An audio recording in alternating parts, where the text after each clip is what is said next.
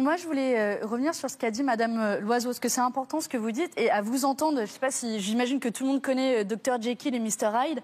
J'ai un peu l'impression qu'on a eu Dr Loiseau et Mr Macron de ce qu'il a fait au pouvoir. Parce que vous nous parlez des traités de libre-échange et d'une taxe aux frontières de l'Union européenne, mais qui a soutenu l'accord de libre-échange avec le Canada? Emmanuel Macron. Vous nous parlez d'interdiction du glyphosate.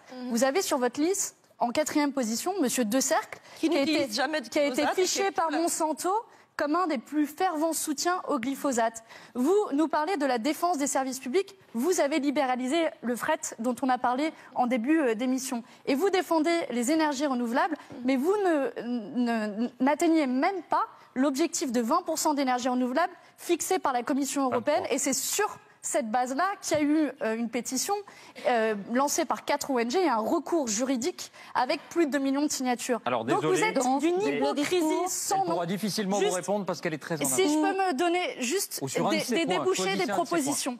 Bon, moi, je pense qu'il faut prendre à bras-le-corps la question climatique et la prendre sérieusement, et qu'on ne peut pas solder la dette climatique dans le cadre des règles européennes actuelles. Qu'il faut se fixer plusieurs caps, la défense de nos services publics, comme le fret, et comme nos barrages aussi qui sont en sursis.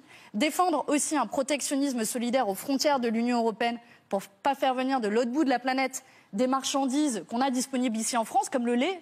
Pourquoi faire venir du lait de Nouvelle-Zélande? Et enfin, qu'il faut pouvoir sortir immédiatement des pesticides. Et ça, c'est un engagement que nous prenons et que on sait quelle est votre position, parce que vous avez voté contre aussi à l'Assemblée nationale.